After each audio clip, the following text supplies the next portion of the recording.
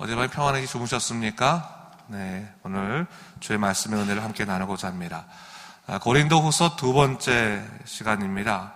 오늘 본문에서 사도 바울은 고린도 교회를 향한 자신의 심정을 드러내면서 자신의 사역이 오직 하나님의 뜻대로 행하는 데 있었음을 그가 이야기하고 있습니다. 이를 통해서 모든 일은 오직 하나님 뜻대로 되어야 하는 것을 강조하고 있는 것입니다. 사도 바울이 고린도 교회에 보낸 편지는요, 사실 지금까지 신학적인 연구에 의하면 오늘 고린도 전서 후서만 있는 것이 아니라 총 세 편의 편지가 있습니다.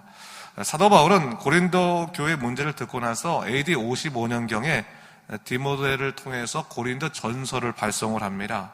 하지만 바울의 편지에도 불구하고 그들의 삶의 변화가 일어나지 않았습니다. 그래서 그 이후에 그의 여름경에 직접 고린도를 방문하였으나 이것 또한 가슴 아픈 방문으로 해결되지 못하고 끝나게 되었습니다. 그래서 에베소로 돌아온 바울이 비장한 심정으로 편지를 써서 디도를 통해서 이 편지를 보내게 되는데, 그것이 바로 우리가 지금까지 그 내용이 알려지지 않은 준엄한 편지라고 불리우는 그런 편지를 쓰게 됩니다. 그리고 난 다음에 사도 바울이 마게도냐에서 디도와 재회하게 되는데, 이 고린도 교회 사람들이 그 편지를 받고 회개를 해서 바울의 교훈을 받아들여서 그들의 문제가 해결되었다고 하는 아주 반가운 소식을 듣게 됩니다. 그래서 그 이후에 56년 가을경에 사도 바울이 고린도 교회를 향한 나머지 교훈을 쓰게 되는데, 그것이 바로 우리가 읽는 고린도 후서입니다. 고린도 교회가요, 사도 바울의 편지로 인해서 많은 회개가 있었습니다. 하지만 그럼에도 불구하고 이 고린도 교회는 어떤 문제가 있었냐면, 사도 바울을 대적하여 성도들을 이간시키는 무리가 있었습니다. 그들은 소위 유대주의자들인데, 이 사도 바울의 가르침을 부인하며 그가 교회를 향한 음모를 일으킨다는 거짓 소문을 퍼뜨리기까지 했습니다. 그래서 이 사도 바울이요, 답답한 이 상황을 배경으로 해서 편지를 쓰고 있는 것이 바로 이 고린도 후서입니다. 오늘 본문 13절을 보니까요, 사도 바울이 이렇게 말합니다. 오직 너희가 읽고 아는 것 외에 우리가 다른 것을 쓰지 아니하노니 라고 말하고 있어요. 사도 바울은 간절한 심정으로 고린도 교회의 회복을 위해서 애쓰고 기도하고 있지만, 자신의 심정을 이해하지 못하고 자기를 오해하는 교인들에 대해서 아주 답답하게 생각했습니다. 그래서 그가 말하는 겁니다. 내가 너에게 쓴 편지 이외에 또 다른 편지는 없었다. 또 다른 글은 없었다. 오해하지 말아라 라고 말하면서 그 오해 가운데서 오해를 버리는 것을 소망하는 가운데서 이런 말을 합니다. 13절부터 14절 제가 계속 아까 이후에 읽어보겠습니다. 너희가 완전히 알기를 내가 바라는 것은 너희가 우리를 부분적으로 알았으나 우리 주 예수의 날에는 너희가 우리의 자랑이 되고 우리가 너희의 자랑이 되는 그것이라. 사도 바울이 지금 하나님께 소망하고 있는 것이 있는데, 지금은 너희가 우리를 부분적으로 알지 않느냐. 그래서 어떤 부분을 이해한다고 할지라도 또 어떤 부분은 심히 오해할 것이다. 하지만 나중에 주님께서 오시는 그날에 너희가 분명히 내 자랑이 될 것이고 나도 너희의 자랑이 될 것이다. 난 그것을 소망한다 라고 이야기하고 있는 겁니다. 이 본문 읽으면 여러분들이 사도 바울이 좀 찹찹한 심정을 좀 이해할 수 있을 겁니다. 근데 여러분, 이 일은 오늘날에도 이 교회 공동체 속에서 충분히 일어날 만한 일이고, 또 하나님을 사랑하는 사람들 사이에서도 충분히 벌어질 수 있는 일 중에 하나입니다. 왜 그렇겠습니까? 우리는 다 인간이기 때문입니다. 제한된 지식과 제한된 감정을 가지고 살아가는 사람들이기 때문에 피차간에 완벽하게 서로를 이해하고 또 서로를 용납하고 그럴 수는 없습니다. 우리에게 오해가 있을 수 있고 또 우리에게 때로는 통하지 않는 부분이 있을 수 있습니다. 그런데 중요한 것은 사도 바울은 그럼에도 불구하고 자기의 사역을 위한 하나의 원칙을 하나 정했습니다. 그 원칙이 뭐냐? 12절에서 엿보이는데 우리 12절 말씀은 함께 더불어 읽도록 하겠습니다. 시작. 우리가 세상에서 특별히 너희에 대하여 하나님의 거룩함과 진실함으로 행하되 육체의 지혜로 하지 아니하고 하나님의 은혜로 행함은 우리 양심이 증언한 바니 이것이 우리의 자랑이라. 여러분, 주의 일을 할 때 여러분 어떻게 하겠습니까? 다른 사람들이 내가 아무리 열심히 일한다고 할지라도, 정말 주님을 사랑해서 일한다 할지라도 그 사람이 나를 온전히 이해하고 또 내 마음을 다 알 수는 없는 겁니다. 그 사람이 갖고 있는 제한된 지식을 가지고 오해할 수도 있는 것이고 때로는 비난할 수도 있는 것입니다. 중요한 것은 뭡니까? 사도 바울이 갖고 있는 본인에 있어서의 하나님을 위한 사역의 원칙이 이렇다고 하는 겁니다. 이 원칙이 뭡니까? 결국은 자기는 하나님의 열심히 일을 하되 하나님의 거룩함과 진실함을 행했다. 그리고 육체의 지혜로 일하지 않고 하나님의 은혜로 행했다라고 하는 것을 얘기하고 있는 겁니다. 이 말은 뭐냐면 하나님의 거룩함과 진실함을 행했다고 하는 말은 하나님께 대하여 솔직하고 진실하게 행동했다라고 하는 것을 말하는 겁니다. 다른 말로 말하면 뭐냐면 사람의 눈에 치우치지 아니하고 나는 하나님 보시기에 떳떳하게 이 사역을 지금까지 행했다. 솔직하게 진실함으로 사역을 행했다라고 이야기하고 있는 겁니다. 여러분 교회에서 봉사할 때요, 사람들의 눈을 더 의식하십니까? 아니면 하나님의 눈을 더 의식하십니까? 여러분이 열심히 일을 했는데 사실 칭찬받아야지 마땅할 일인데 오히려 우리가 오해를 받을 때도 있고 또 우리가 어떤 상황에 있을 때 참 고통스러울 때도 많이 있습니다. 근데 여러분 우리가 그럴 때 내가 사람에게 이렇게 시달림을 받으려면 더 이상 나 주님의 일 안 할래 이렇게 생각할 수도 있겠지만 오늘 사도 바울이 뭘 얘기하고 있는 겁니까? 그럼에도 불구하고 자기는 사역의 원칙이 있다는 겁니다. 나는 하나님께 대하여 솔직하고 진실하게 일하는 사람이다. 다른 말로 하면 뭡니까? 나는 하나님이 보시기에 합당한 사역을 하는 게 중요하다. 하나님 중심으로 사역을 하겠다라고 사도 바울이 말하고 있는 겁니다. 여러분, 우리는 열심히 일하는 것 같고 진실하게 행동하는 것 같지만 때때로 사람의 마음에 흡족하도록 우리의 사역이나 우리의 마음을 맞춰갈 때가 적지 않습니다. 근데 사도 바울은요, 사람이란 존재를 너무나 잘 알기 때문에 사람이 얼마나 완악하고 가벼운지를 알기 때문에 사람에게 맞추지 아니하고 하나님께 맞추는 그러한 사역을 했다라고 하는 것을 얘기하고 있는 겁니다. 사도 바울의 사역이 뭡니까? 내 사역은 하나님 보시기에 온전한 사역이다. 사람에 맞추지 않는다라고 하는 것을 얘기하고 있는 것이죠. 그러면서 또 하나 뭐랍니까? 육신의 지혜, 이거 뭡니까? 사람의 지혜로 행하지 않고 하나님의 은혜로 나는 행하겠다라고 하는 것을 자기 양심으로 증거한다고 얘기하고 있습니다. 이 말은 이렇게 설명할 수 있겠습니다. 내가 어떠한 사람의 지혜, 사람의 계획으로 일하기 앞서서 또 그 일하기 전에 혹은 일하기 않고 나는 뭡니까? 하나님의 은혜에 붙들려서 하나님 은혜에만 의지해서 나는 일한다라고 하는 것을 얘기하는 겁니다. 여러분 교회 일을 할 때나 주님의 사역할 때요, 사람의 능력 중요합니다. 필요합니다. 그러나 여러분 사람의 능력이 주님의 일의 키포인트가 아니라는 것을 항상 알아야 됩니다. 우리의 모든 사역에는, 우리의 모든 주님을 위한 충성에는 무엇이 가장 중요한 겁니까? 하나님의 은혜가 가장 중요한 겁니다.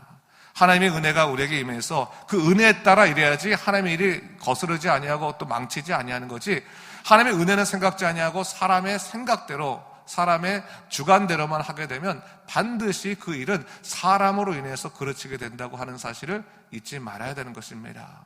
여러분 이거는 교회의 어떠한 사역뿐만이 아니라 우리 모든 신앙생활이 다 그런 겁니다. 여러분 우리가 신앙으로 산다고 하는 것, 신앙생활 한다고 하는 것은요, 사람을 경험하는 것이 신앙생활 하는 것이 아닙니다. 누구를 경험하는 겁니까? 하나님을 경험하는 것입니다. 우리 연약한 삶 가운데 하나님의 은혜가 임해서 하나님의 뜻대로 또 하나님의 주시는 능력대로 살아가는 것, 그것이 바로 신앙생활입니다. 그렇기 때문에 여러분 우리가 사람으로 인해서 넘어질 것이 아니라 사람으로 인해서 넘어질 때마다 무엇을 더 구해야 되는 겁니까? 하나님의 은혜를 구해야 되는 겁니다. 하나님의 은혜가 임하면 우리 마음에 회복이 있습니다. 하나님의 은혜가 임하면 여러분 새롭게 일어날 수 있는 능력이 있습니다.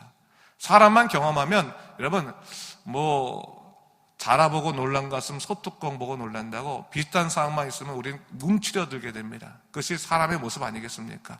그러나 하나님의 은혜에 의지하여 내가 이 산을 넘어야지만 하나님의 그 놀라우신 그 사명들을 감당해야 될 것 같으면 여러분 자라보고 놀란 것은 소뚜껑 보고 놀란 게 아니라 자라 또 보더라도 하나님 의지하고 그 길을 걸어갈 수 있는 것, 그 은혜에 의지하여 우리가 하나님 뜻대로 살아가는 것, 그런 믿음의 용기가 우리에게 필요하다는 사실 여러분 우리가 잊지 말아야 하는 것입니다.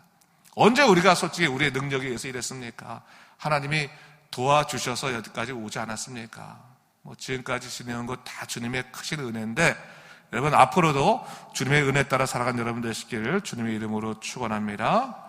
자, 오늘 15절부터는요, 사도 바울이 고린도 교회에 2번 방문하려고 했던 계획이 변경된 것에 대해서 설명하고 있습니다. 여러분 혹시나 이 고린도 전서 후서를 읽지 않으신 분들은 댁에 가셔서 좀 읽어보시면 참 좋을 것 같아요. 이 책이 구체적인 책입니다. 목회 사역에 있어서 구체적인 책인데, 사도 바울이 원래 고린도를 2번 방문하려고 했습니다. 그래서 에베소를 통해서 고린도로 가고, 또 그리고 마게도냐로 간 다음에 다시 고린도로 돌아와서 예루살렘으로 돌아오려는 원래의 계획을 갖고 있었습니다. 그런데 그가 고린도를 단순히 마게도냐 지나가는 길에 방문하고 싶지 않아서 원래의 계획을 변경하게 됩니다. 아마도 그는 하나님께서 에베소의 복음 전도의 문을 열어놓으셨기 때문에 그 기회를 최대한 이용해 보고 싶었던 것 같습니다. 그리고 또 그곳에서 복음 대적자의 반대도 심했기 때문에 에베소에서의 복음의 씨앗을 확고히 심기 위해서 고린도의 한 번의 방문을 취소할 수밖에 없었던 것입니다. 그래서 원래 계획을 수정해서 에베소 가고 마게도냐 그리고 고린도로 가는 그런 여정의 계획을 짜게 됩니다. 그런데 팔레스틴으로부터 온 유대주의자들로 인해서 이 고린도교의 사정이 악화가 되게 됩니다. 그래서 사도 바울이 고린도를 방문한 뒤에 에베소로 돌아올 수밖에, 가슴 아픈 방문, 잠깐의 방문을만 하고 에베소로 그냥 돌아올 수밖에 없었는데, 이 일로 인해서 어떤 사람들이 사도 바울을 비난하는 거죠. 어떻게 네가 그 여행 계획을 함부로 바꿀 수가 있느냐, 경솔하다, 이렇게 지금 사도 바울을 어떻게 보면 비난하고 있는 겁니다. 그러자 이 사도 바울이 분명히 말하는 겁니다. 내가 하나님이 일을 할 때는 언제나 그분의 선하신 뜻대로 하려고 한다. 내가 어찌 계획할 때 경솔히 하겠느냐. 내가 사람의 생각에 따라 일하면서 어찌 주님의 뜻을 거역하겠느냐. 아니다, 이렇게 말하고 있어요. 예, 아니요 라고 한 말이 그런 말입니다. 그러면서 자신을 포함한 실라와 디모데의 사역의 원칙을 다시 한번 말하는데, 18절부터 20절 말씀도 우리 다 같이 한번 읽어볼까요? 18절부터 20절 말씀 함께 읽겠습니다. 시작. 하나님은 미쁘시니라. 우리가 너에게 한 말은 예하고 아니함이 없노라. 우리 곧 나와 실로아노와 디모데로 말미암아 너희 가운데 전파된 하나님의 아들 예수 그리스도는 예하고 아니라함이 되지 아니하셨으니 그에게는 예만 되었느니라. 하나님의 약속은 얼마든지 그리스도 안에서 예가 되나니 그런즉 그로 말미암아 우리가 아멘하여 하나님께 영광을 돌리게 되느니라. 예 아니요, 예 아니요. 그러니까 뭐 아침부터 정신 좀 없지 않습니까? 근데 여러분 이런 말입니다, 여러분. 사도 바울은 하나님께서 우리의 마음을 아신다고 생각했어요. 하나님은 미쁘시다라고 하는 분은 하나님은 믿을 만한 분이십니다라고 하는 말은 뭐냐면 하나님이 우리의 증인이시다라고 하는 말입니다. 결국 우리가 너에게 한 말은 다 예하고 아니다 한 말이 없다. 다시 말해 말하고 나서 말 바꾸기 하지 않았다, 다른 일 하지 않았다라고 말하면서 어떠한 원칙을 하냐면, 우리 예수님은 어떤 분이시냐? 예수님도 예라고 아니라고 하신 분이 아니라 그대로 순종하심으로 하나님의 뜻을 성취하셨고, 그 약속에 대해서 우리 또한 아멘으로 순종하여 하나님께 영광 돌리는 일만 되었다라고 하는 것을 얘기하는 것이거든요. 사도 바울은 뭘 얘기하고 있는 겁니까? 우리는 하나님의 뜻에 언제나 순종하는 삶만 살았다. 우리 상황에 따라 말 바꾸기 하는 삶이 아니라 그냥 하나님께서 말씀하시면 그대로 하나님 뜻대로 순종하는 삶을 살았다. 그렇게 얘기하고 있는 겁니다. 여러분, 교회를 얘기한다면 이런 겁니다. 교회가 어떤 일을 할 때 사실은 사람들의 이야기가 참 많지 않습니까? 그러다 보면 우리가 그냥 상황에 따라 이렇게 바꿀 수 있고 저렇게 바꿀 수 있어야 되는 건데, 사실은 그건 뭐 바꾸는 건 큰 문제는 아닙니다. 근데 중요한 건 뭐냐면, 과연 우리가 하나님께 먼저 물었느냐는 항상 생각해 봐야 되는 거죠. 하나님께 묻고 하나님의 뜻대로 움직였는가는 참 중요한 것 같습니다. 여러분, 우리의 모든 신앙생활이 그렇습니다. 여러분, 우리가 하나님 뜻에 대해서 우리가 하나님에 작정할 때가 있잖아요. 하나님, 전 이렇게 살겠습니다. 작정을 합니다. 또 하나님께 또 서원도 합니다. 근데 조금 해보니까 일이 그렇게 잘 되지가 않아. 풀리지가 않아. 상황이 되지 않고 반대하는 사람도 많아. 그러면 우리는 어떻게 합니까? 금방 마음을 바꾸잖아요. 주님께 예라고 말하고 난 다음에 상황이 조금만 어려워지면 아니요라고 바꾸지 않습니까? 그런데 오늘 사도 바울은 뭐라는 겁니까? 그리스도도 예라고 말씀하신 다음에 아니요라고 하지 않고 예가 되게 하셨다고 하는 거예요. 그렇다면 우리의 삶도 예수님의 뜻에 따라서 예라고 하고 때론 상황이 어렵다 할지라도 무엇을 지켜야 되는 거예요? 그 하나님과 언약대로 예하면서 끝까지 순종하며 사는 삶을 살아갈 때 하나님께서 우리로 하여금 아멘이라고 하시는 놀라운 역사를 일으키신다라고 하는 것을 오늘 사도 바울이 얘기하고 있는 겁니다. 더 쉽게 얘기하면 이런 겁니다. 여러분, 사도 바울이 지금 자기를 변명하면서 하는 얘기지만 중요한 것은 뭐냐면 자기는 사람의 뜻에 따라 변경한 것이 아니라 하나님의 뜻에 따라 항상 움직인 거기 때문에 난 하나님께 떳떳한 삶을 살아간다라고 하는 것을 얘기하는 거거든요. 여러분, 하나님 뜻에 따라서 사람에게 떳떳하기보다는 더욱더 하나님께 떳떳한 삶을 살아가는 믿음의 삶 사시기 바랍니다. 사람의 마음에 따라 움직이지 마시고 나는 하나님의 뜻에 따라, 하나님이 나를 부르셨다. 여러분, 목사만 하나님의 부르심을 받은 게 아니라요, 우리 개개인 성도가 다 하나님의 부르심을 받았습니다. 하나님 부르심 받은 삶이라는 것을 절대로 잊지 마십시오. 나는 하나님 부르셔서 믿음의 삶을 살게 되었고 하나님의 뜻에 따라 산다라고 생각하면 세상 사람들이 여러분을 흔들지 못할 겁니다.